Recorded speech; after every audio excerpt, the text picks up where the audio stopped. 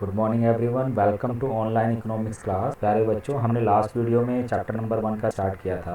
मैंने इस वीडियो में आपको एक्सप्लेन किया है about the different factor of production के बारे में, जिसमें हमने लैंड, लेबर, कैपिटल, साथ में एंटरप्रेन्योर के बारे में डिस्कस किया था। टॉपिक हमारा चल रहा था about the land is fix, जिसमें हम ये स्टडी कर रहे थे कि जो लैंड है वो ऐसा फैक्टर ऑफ प्रोडक्शन है जिसको एक्सपैंड नहीं किया जा सकता है या जिसको बढ़ाया नहीं जा सकता है। और due to this characteristic of land कहा जाता है लैंड इज फिक्स्ड। लैंड क्या है?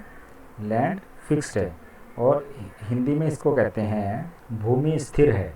वो स्टूडेंट जिन्होंने हिंदी ऑप्ट की है वो भी इस वीडियो को ध्यान से सुने, क्योंकि जब वो इस चैप्टर को स्टडी करेंगे हिंदी में तो रिलेटेड वर्ड्स ही आपको वहाँ पर भी यूज़फुल होंगे।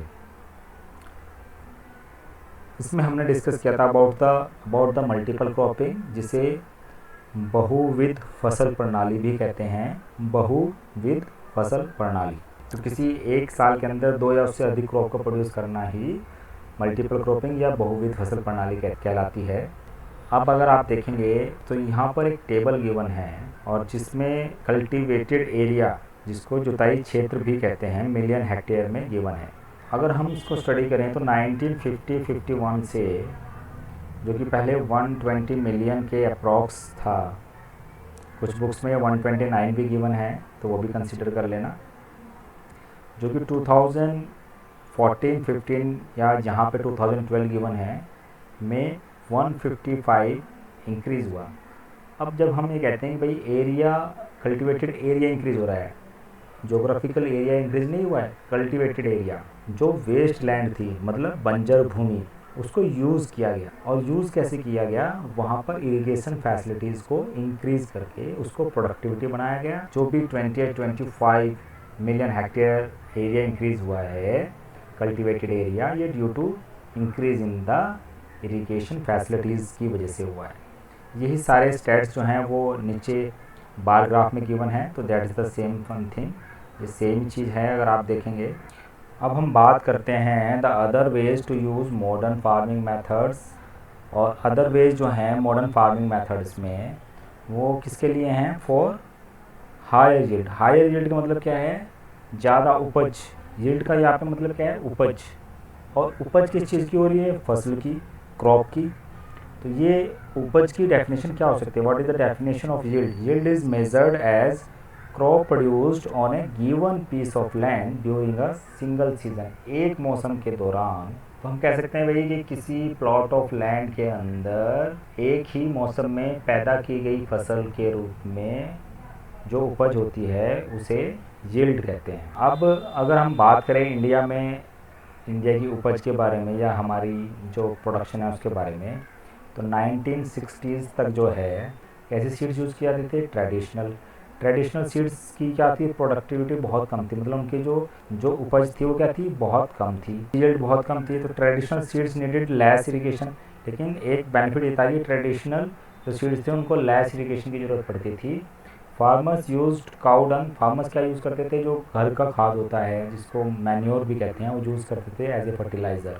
अब क्या हुआ कि द ग्रीन रिवॉल्यूशन, जिसको हिंदी में हरित क्रांति कहते हैं, the green revolution at the late 1960s, accurate year इसका रहा 1968, तब जो है इंडियन फार्मर्स ने क्या किया? हाई यील्डिंग वैरायटीज़, मतलब अधिक उपज के बीजों का प्रयोग करना शुरू किया, जिसको HYV सीड्स कहते हैं। तो इनकी जो प्रोडक्टिविटी थी वो ज़्यादा थी as compare to traditional seeds. लेकिन HYV seeds promise to produce much greater amount of grain and single plant. तो ये क्या करते थे? एक ही प्लांट के अंदर बहुत ज़्यादा ग्रेन्स, अनाज होता था इसमें।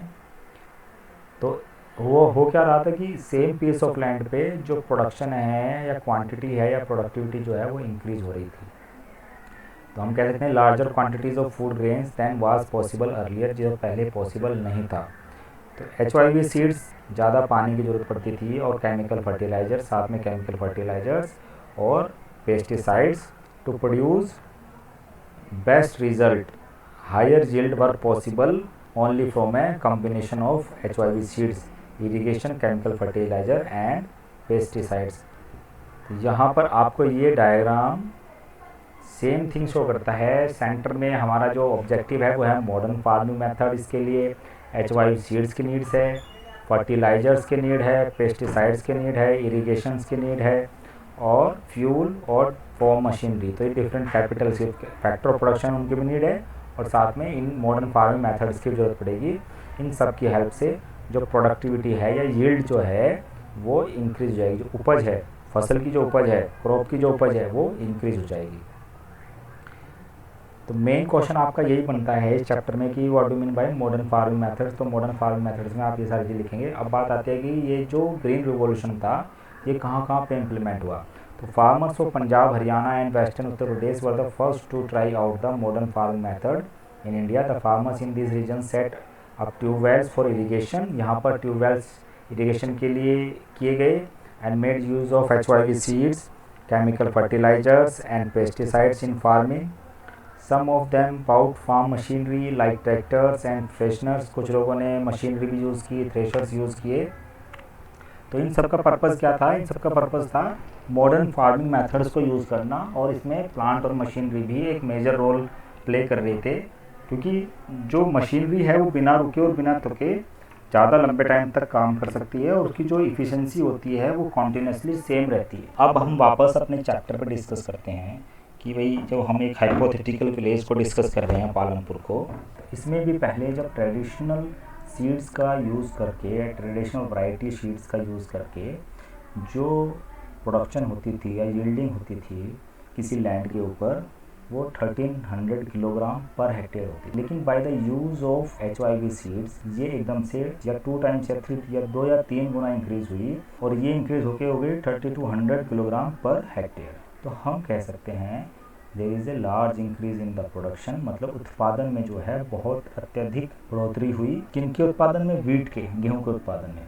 जो सरप्लस होता था उसको, सरप्लस को हिंदी वाले स्टूडेंट्स यहाँ पे नोट करेंगे, ये होता है अधिशेष।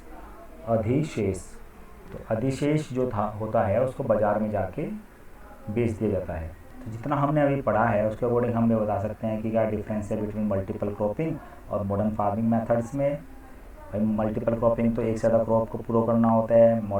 मॉडर्न फार्मिंग मेथड्स के अंदर आपका HYV सीड्स आ जाते हैं, नई प्लांट मशीन का यूज़ करना आ जाता है, इरीगेशन फैसिलिटीज़ को अच्छा करना जाता है, यूज़ ऑफ फर्टिलाइजर्स और पेस्टिसाइड्स आ जाता है, ये सारी चीज़ आती है। नीचे टेबल गिवन है, और टेबल में जो है हमारा एक कंपैरिजन दिया हुआ है। जो ये कंपैरिजन है ये डिफरेंट ईयर्स का कंपैरिजन है, और ये कंपैरिजन प्रोडक्शन ऑफ वीट और प्रोडक्शन ऑफ पल्सेस के बीच में कि लास्ट 60 या 70 ईयर्स में क्या चेंज आया है। तो अगर हम बात करें कि पल्सेस टन्स के अंदर, तो ये तो हमारे यहाँ पहले 1965-66 के आसपास जो पल्सेस और वीट का प्रोडक्शन था वो सेम था। तो हमें जो बाकी की रिक्वायरमेंट होती थी वीट की वो इंपोर्ट करानी पड़ती थी डिफरेंट कंट्री से, जब जाके हमारी जो डिमांड होती थी वीट की वो कंप्लीट होगा। प्रोडक्शन इंक्रीज़ हुआ 1970s में due to the use of HYV seeds. Pulses का प्रोडक्शन इंक्रीज़ हुआ, लेकिन वहीं पर वीट का प्रोडक्शन जो हुआ वो डबल हो गया। फिर पल्सेस का जो प्रोडक्शन था वो लगभग सेम रहा अप टू 2010-11 तक, लेकिन जो वीट का प्रोडक्शन था वो अब जाकर 7 गुना हो चुका था। 2011-12 के आसपास पल्सेस का प्रोडक्शन फिर दोबारा से इंक्रीज़ हुआ, और वहीं पर अगर हम देखें कि 2015-16 तक और कंपेयर करें इसको 1960 से, तो हम पाएंगे कि ये 9 गुना, लगभग 9 गुना प्रोडक्शन इंक्रीज़ हुआ है हमारे यहाँ वीट का। जबकि जो एरिया ऑफ कल्टीवेशन है वो इतना ज़्यादा एक्सपेंड नहीं हुआ है। हमने पढ़ा था कि पहले जो एरिया ऑफ कल्टीवेशन था वो 110 मिलियन हेक्टेयर था, जो इंक्रीज़ होके हुआ था 155 मिलियन हेक्टेयर। तो इतना ज़्यादा इंक्रीज़ नहीं हुआ है, 20 या 30% इंक्रीज़ हुआ है एरिया ऑफ कल्टीवेशन में। लेकिन प्रोडक्शन जो इंक्रीज़ हुआ है 9 टाइम्स या 10 टाइम्स, उसका रीज़न रहा है ग्रीन रिवॉल्यूशन, जिसमें हमने मॉडर्न फार्मिंग मेथड्स को यूज़ किया और साथ में मल्टीपल क्रॉपिंग पर भी जोर दिया गया।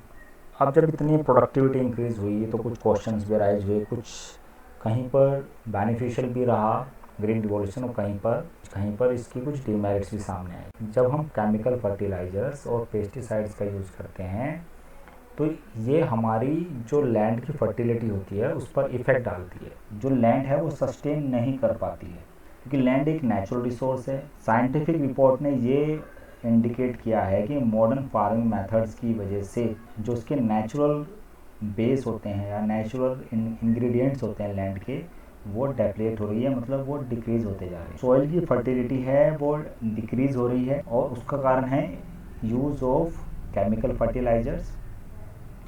साथ में HYV सीड्स का यूज़ से और फर्टिलाइजर्स के यूज़ से नंबर ऑफ इरिगेशन इंक्रीज हो जाते हैं, मतलब ज़्यादा इरिगेशन करना पड़ता है किसी पर्टिकुलर क्रॉप के अंदर, और ज़्यादा इरिगेशन करने की वजह से जो हमारी वाटर टेबल है, ग्राउंड वाटर है, उसमें भी डेप्लेशन हो रहा है। जब हम कहते हैं भाई हमारी सॉइल फर्टिलिटी को भी अफेक्ट हो रहा है और ग्राउंड वाटर को भी अफेक्ट हो रहा है, तो कहीं ना कहीं इन्वायरमेंटल रिसोर्सेज पर बहुत बुरा अफेक्ट हो रहा है लास्ट 20-30 ईयर्स से। और अगर ये सारी चीज़ें एक बार ये डिस्ट्रॉय हो जाती है तो फिर दोबारा से इन्वायरमेंट के अंदर इनको रीबिल्ड करना बड़ा मुश्किल हो जाता है या मुश्किल हो जाएगा। अब हम ये कंक्लूड कर सकते हैं कि भाई जितना फ़ायदा है मॉडर्न फार्मिंग मेथड्स को यूज़ करने का, उसका उतना ही नुकसान भी है। So that's all for today students, thank you, have a nice day.